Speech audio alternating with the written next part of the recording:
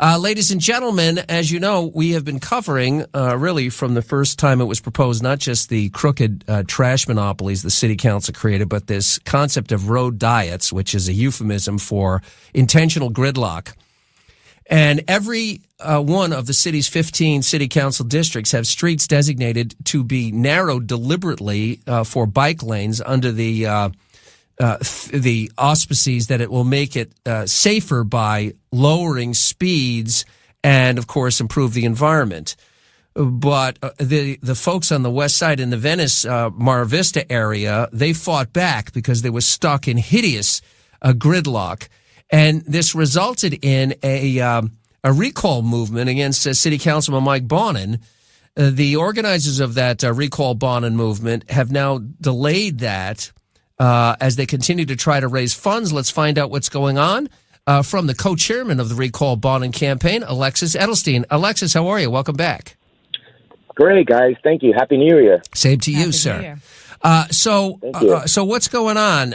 You need 27,000 signatures, which you've known, valid signatures. And that means 27,000 people in the district where Mike Bonin, is the city council member. So it's not like people who are listening to us on the east side of town or in the valley can sign the petition. They have to be voters registered in that district, correct? That's correct. Yeah, we're in the district that is on the west side of LA, which is basically west of the 405, all the way up to the Palisades and Brentwood, and all the way down to Playa Vista and Playa del Rey, and everything in between except for Santa Monica. And that's Mike Bonin's district right there. So we need the 27,000 signatures. The reason we're delaying it, as you mentioned, is we weren't able to reach our target goals for the fundraising. We had initially estimated about $200,000. That was the need that we required, and we actually reached about $100,000. And so instead of moving forward and spending money on gathering signatures in an effort that we didn't feel was going to prevail for us, we decided to regroup and delay this until November of this year, and then regroup and start looking for additional fundraising. What we don't want to do is initiate the process with signature gathering and fail. What we want to make sure is we have all our ducks in a row before we move forward with the endeavor, and that we guarantee that we're able to get the ballot. We're able to get the recall onto the ballot. And the reason for November is because it's an election year, as you guys know, and in June we have the primaries, and in November we have the general election and the midterm election.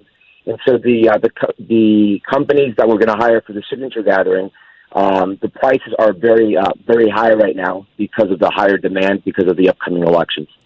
We're talking with Alexis Edelstein, who's the co-chairman of the Recall Bonin campaign, and passion. This was we did the show down there on Venice Boulevard, and there was a great deal of passion. At the time, the lanes were still taken away. A lot of those lanes have been returned, correct? So, yeah, we've had a few lanes returned over in the Playa del Rey area. The Mar Vista area, which is Venice Boulevard, they haven't had the lanes returned over there, so they're still suffering a lot. And the other part of it is there's 19 streets in the entire district, right, that go everywhere. They count everything from Centinela to the rest of Venice Boulevard, to Pico, to Santa Monica Boulevard, et cetera. So there's 19 major streets, Sepulveda, and thoroughways that are slated to have some sort of treatment actually done. So it's going to continue to happen. There's projects that are obviously slated for this year. But beyond that, what we're really talking about is Bonin being completely incompetent, and we're talking about other issues as well that kind of relate to this. And you guys mentioned some of it earlier on this morning with the waste removal and the monopolization that Bonin has actually supported. And that's impacted commercial properties. It's also impacted residential buildings that have 4 or more dwellings in them. And that's really affecting one of the other major issues in the district and in the city, and it's affordable housing.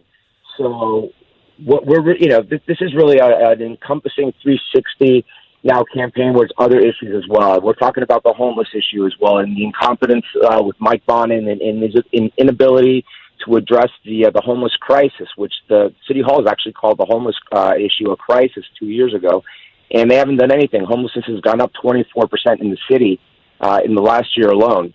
And what these guys are doing, they're asleep at the wheel. So instead of actually addressing the major issues that we have in the city that include traffic, include affordable housing, include the homelessness, and we're not talking about how the homeless crisis is affecting just the people that are fortunate enough to have a dwelling over their head or a roof over their head, but how it's affecting the people that are homeless as well. Because now we've got areas where we've got hepatitis outbreaks.